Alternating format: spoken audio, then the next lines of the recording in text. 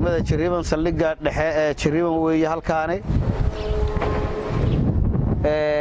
waxaynu ku haynaa xaalad ku khusaysa arrimaha nabadgelyada ee deegaankeena halkaan waxaanu isugu yeeray dadkii dhalinyarada ahaa ama odayaasha ahaa ee koonfurka ahaa ee ka shaqaysanayay deegaanka Jariban kuwaasoo aanu isla la faguraynay inaanu ka wada shaqeyno nabadgelyada amniga ka wada shaqeyno diiwaan galeyno isbaranno wixii nagu dhex jirana aanu iska qabanno oo maxay waxayna ku dhex jiraan iska qabanayno waxaan ugu dhex jiraan iska qabanayno number 1 waa dadka munaafiqiinta ah oo nabadiidka ah oo dalka dhibaatada ku ah waxa kamid ah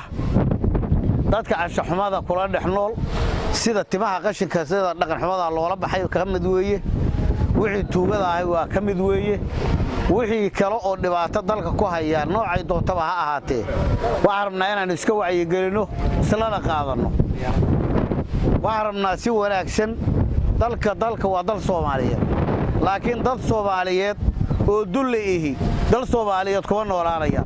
deegaan Soomaaliyeed kuma noolaanaya qofka duliga ah oo dadka dhibaatada ku ah oo naftiisa iyo nafta ummadda kale oo muslimka ah dhibaataynaya kuma noolaanayo dalka deegaanka kuma noolaanayo waa iska qabanaynaa haddaana iska masaafirinna waa iska xanibaynaa waa iska xiraynaa ciqaabta uu leeyahayna waa la marinayaa waxaan idinkaga digayaa bulshada dhalinyarada waxaad u ka soo kacdeen dalkiina waa soo kacdeen shaqo noloshiina inaad maaraysaan baa uga soo kacdeen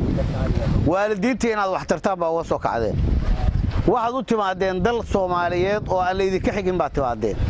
dhibaato keeninina dad badan baa deganeedeen wali xafiiska iguma imaan cabasho ku aadan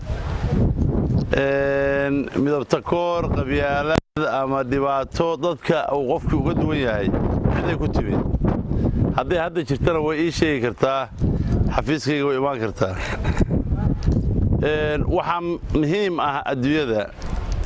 nabadgelyadu waa nolosha sida aad la socotaan deegaamada aan ku noolahay Soomaaliya Puntland iyo gobolka Mudug waxaa ka jira arrimo badan